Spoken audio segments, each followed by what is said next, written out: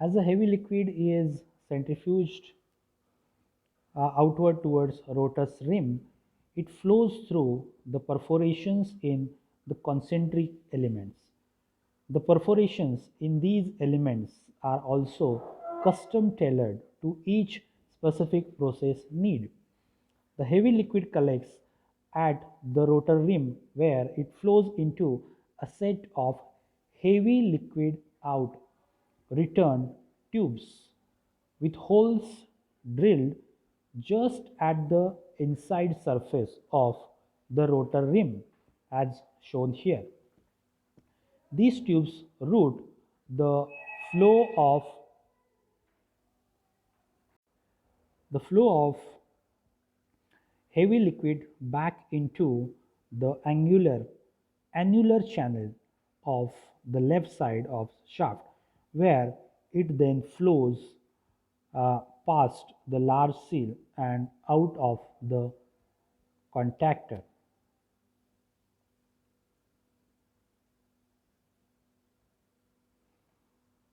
So this is how it flows inside.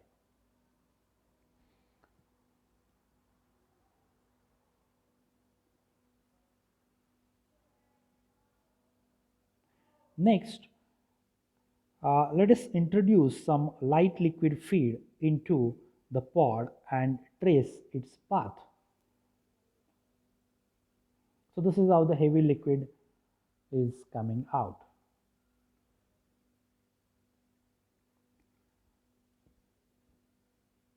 About light liquid feed.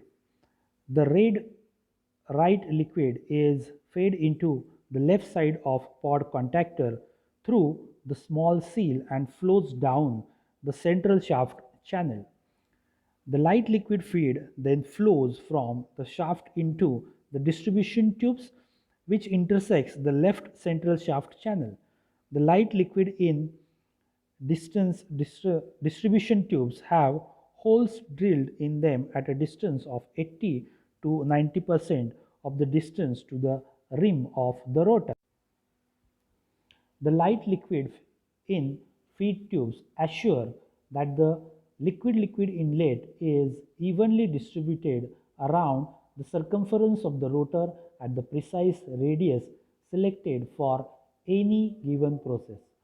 The light liquid feed next flows out through the holes in the distribution tubes and is fed into the rotor. The light liquid is dispersed inward, forward towards the rotor shaft, where it flows towards the perforations in the concentric rotor elements. As the light liquid reaches the shaft, it flows directly into the annular channel on the right side of shaft, where it is then flows past the large seal and out of the pod contactor.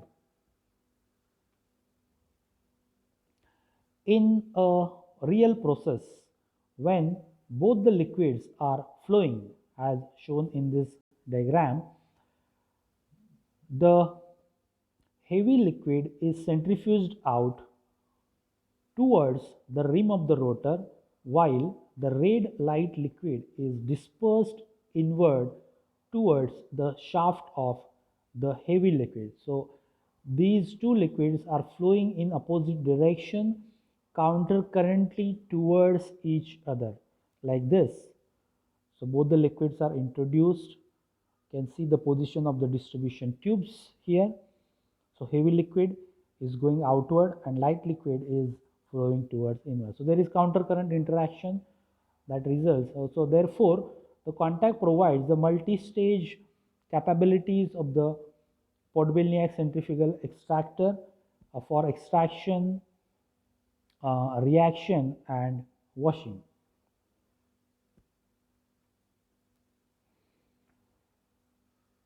Here is a simplified view of this two-phase counter-current process to illustrate how the liquids flow through the feed distribution tubes and into the shaft channels.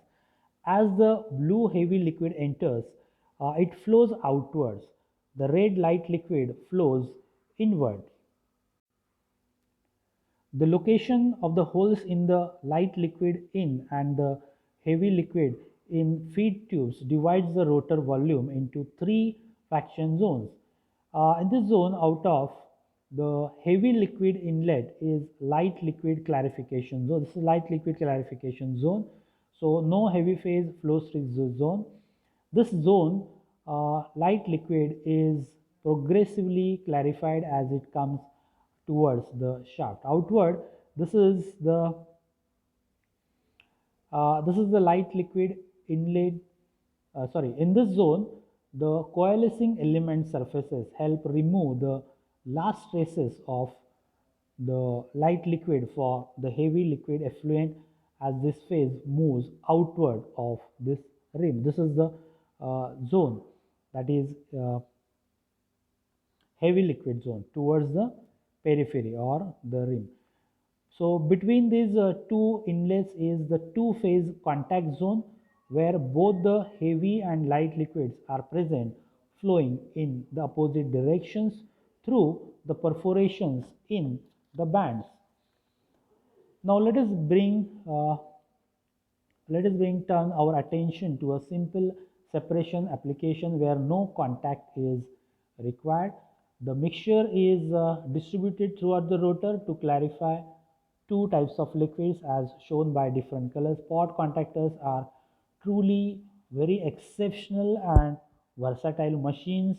They are built in five standard sizes ranging from capacities from 0.4 to 600 gallons per minute. They are available from various sizes. So this is how exactly it shows. So these are the contact elements. You can see the perforations, the holes which are present here, which are accurately positioned, and these positions are decided according to the research conducted using this different types of separation techniques.